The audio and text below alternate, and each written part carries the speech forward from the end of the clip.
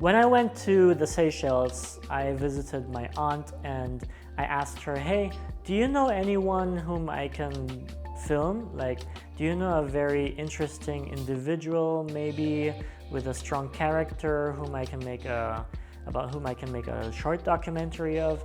And she actually said, yes, my neighbor. He's a very famous Seychelles artist, unconventional artist, because he uses like oil and rust and rusty metals from the beach. And it's her neighbor called Leon Radegonde. So she contacted him and Leon like agreed. He didn't even know what he would get out of it. He just knows that like some kid from Berlin wants to do a documentary. So he just agreed, and I set up my camera. I had an assistant with me. She was also a family friend. She helped me out with the sound and the second camera. Basically, I had no script. Like, I didn't even know any questions to ask him. So everything was super improvised. I sat him down.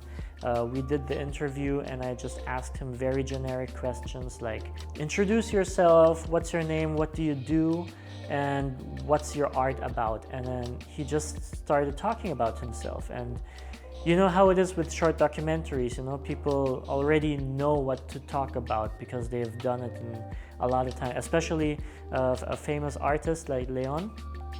He immediately knew what his art was about. He talked a little bit of where he got his materials, what his approach was, and why he even went into being an artist. He talked about his past, what he did before being an artist. And during the interview, we just decided to stand up and kind of like mix the A roll and the B roll. So Leon got, like, while he was explaining his art, he would get up and go to his art and explain it while standing and pointing at it, and then he would also demonstrate it while talking. And that way, like, my A roll and B roll kind of got mixed up. And at the beginning I was a little bit nervous because it wasn't so structured anymore and I didn't know how to edit it. But then on the other hand, I remembered, I have an assistant, she can do the B-roll camera. So I told her to do close-ups of the objects that he was showing and demonstrating, and I would do the wide angle for the A-roll. So I always had him in the picture talk about and demonstrating about what he was about his art. So that was very, very helpful to have two cameras in that specific situation. And the whole shoot, all in all, really only took 3 hours. There was no preparation before that. The only preparation we had was a phone call by my aunt asking him if he would like to do a short documentary. And then we had the shoot for like 3 hours max. And after that, I didn't even touch the footage until I was back home in Germany.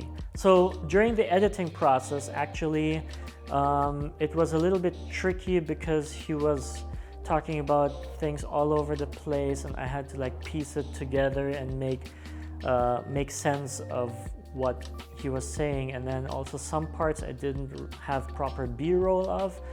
That one I just threw out. Because another important hint that I want to give you on your way is people don't know what they're missing.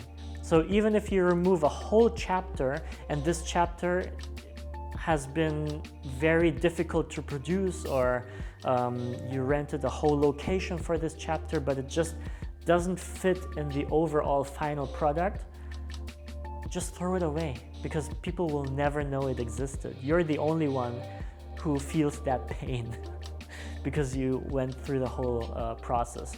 But the audience, the people who watch it, they don't know what they're missing. So as long as the final product makes sense, it's fine. It's fine. So this project with Leon Radegonde was so much fun. He's such a really, really nice guy, really awesome human being, very creative guy. And Also very, very down to earth. I would love to work together with him again.